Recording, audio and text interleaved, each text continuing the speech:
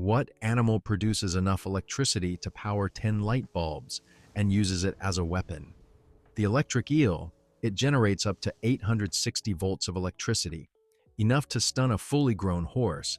It fires up to 400 electric pulses per second with pinpoint accuracy. One touch from this animal, and your muscles stop working completely. What animal produces enough electricity to power 10 light bulbs and uses it as a weapon? The electric eel. It generates up to 860 volts of electricity, enough to stun a fully grown horse. It fires up to 400 electric pulses per second with pinpoint accuracy. One touch from this animal, and your muscles stop working completely. But the most shocking thing it does is remote control other animals.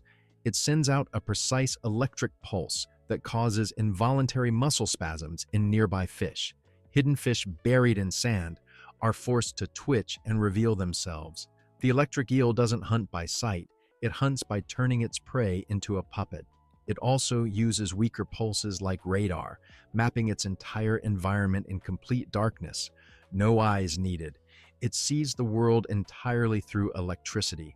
Part predator, part remote control, part radar system, all built into one animal. Follow Akti Wild POV tomorrow. The animal scientists first thought was a fake.